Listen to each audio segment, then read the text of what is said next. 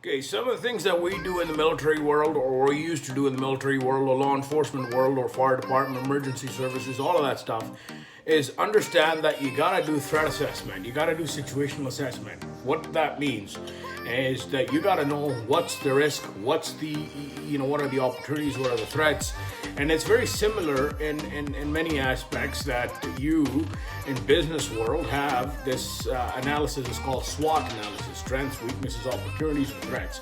So you can apply that concept in day-to-day assessment when you're evaluating properties, when you're evaluating your business, when you're evaluating your day-to-day decision-making process. You want to go assess, you want to evaluate what's around you, what's beside you, who's there to support you, where and how are you going to get your resources in place. So all of that stuff is critical when you're trying to advance forward, whether it's building a project, whether it's marketing, whether conducting due diligence.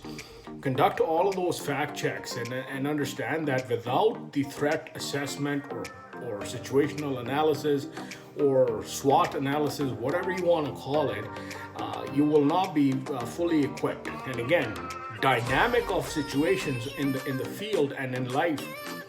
If you're out in a critical environment dealing with an emergency, or you're dealing with in a business environment a critical situation in your workplace, whether it's a safety incident or whether it's an incident in the field, you need the information. You need to formulate a plan. You need to have those contingencies in the place. So when you do those assessments, when you do your planning, initial forecast on what you're trying to do, how you're going to get there, who's going to be part of it in terms of your backup plan, who are your experts in the field, where your resources, where your emergency services are going to come from, and or reinforcement in military world, it's quick reaction force, or your medics, your extraction plan, and or force multiplier, capabilities.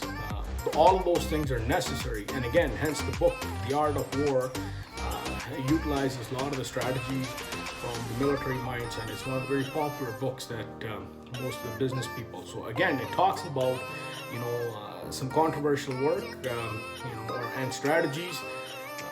Utilize it as you deem fit. But my view is very simple.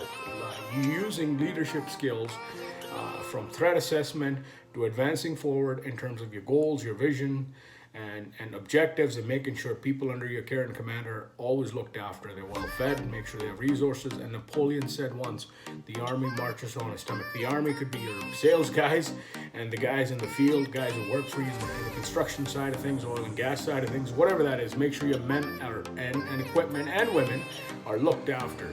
So that's the tip for my young entrepreneurs. I share what I can with you. So stay blessed. God bless you. Keep pushing. Don't quit. Don't quit. Keep advancing.